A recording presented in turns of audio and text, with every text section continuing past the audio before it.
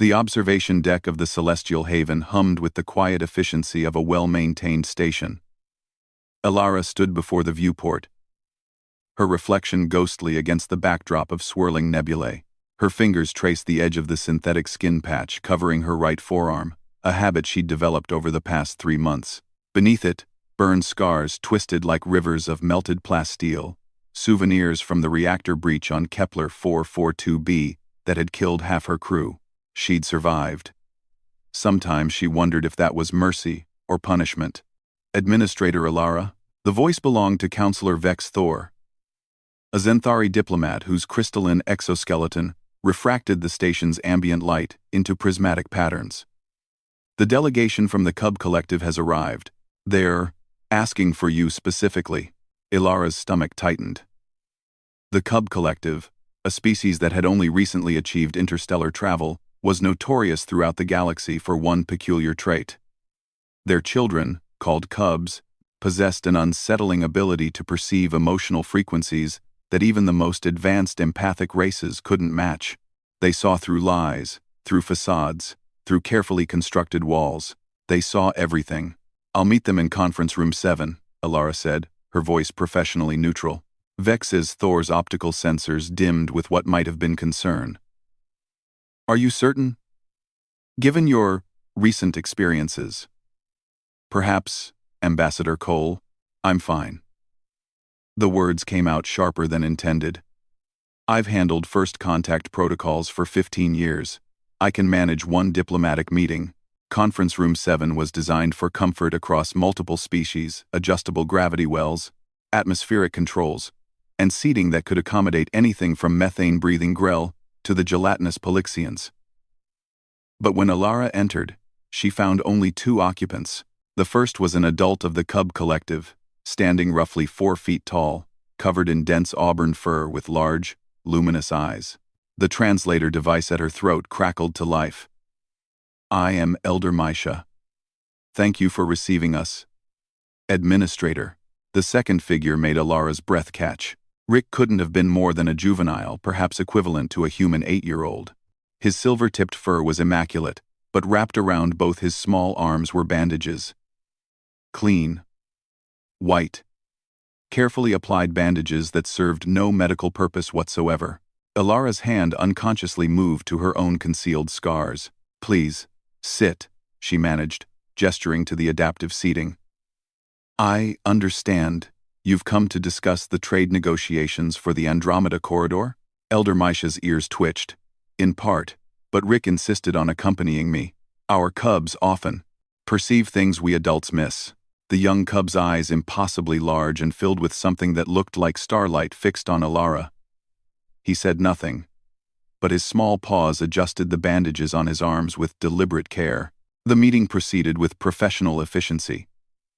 Elara outlined the proposed trade routes, discussed tariffs and freight regulations, and addressed concerns about piracy in the outer sectors. She was good at this, compartmentalizing, focusing, keeping her trauma locked away where it couldn't interfere with her duties. But throughout the entire discussion, Rick watched her, and every few minutes, he would touch his bandages. The meeting concluded with tentative agreements and promises of future communication. As Elder Misha gathered her data tablets, Rick approached Elara's chair. Up close, she could see that his bandages were covered in small drawings, crude sketches of stars and ships done in what appeared to be bioluminescent ink. "Why do you hide your light?" Rick asked, his voice surprisingly clear despite the translator's electronic warble. Elara froze. I don't understand." The cub pointed to her arm, to the synthetic skin concealing her scars.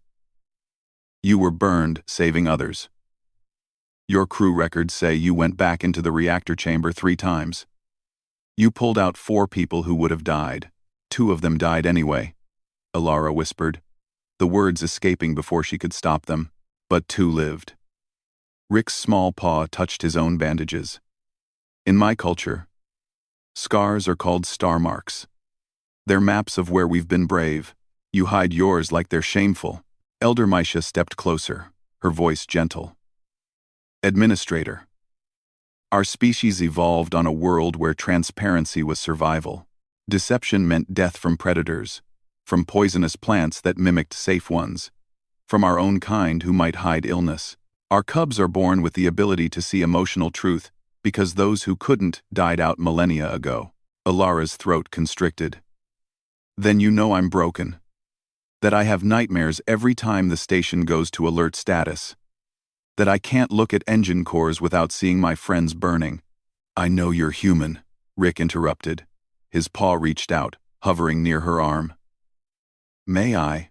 After a long moment, Alara nodded.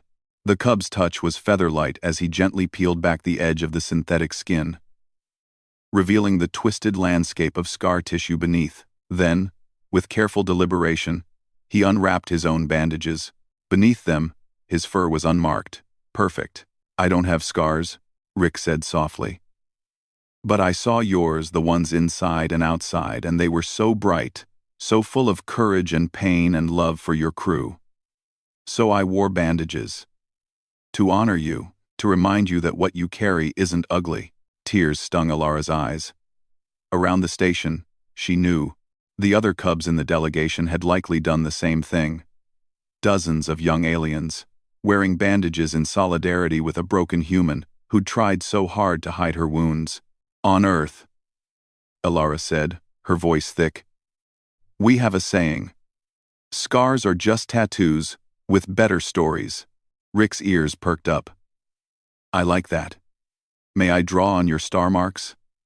We do this for our elders who've been brave. And there, in Conference Room 7 of the Celestial Haven, a human administrator let an alien cub draw constellations on her scars with bioluminescent ink. Each line was a promise.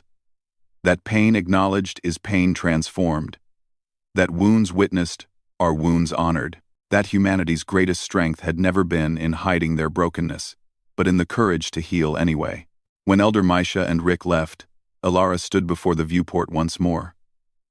But this time, she didn't touch the synthetic skin. Instead, she looked at the glowing stars drawn across her scars.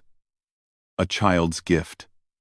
A reminder that even in the vast darkness of space, light could be found in the most unexpected places. The cubs wore bandages to match her, and for the first time in 3 months, Alara smiled.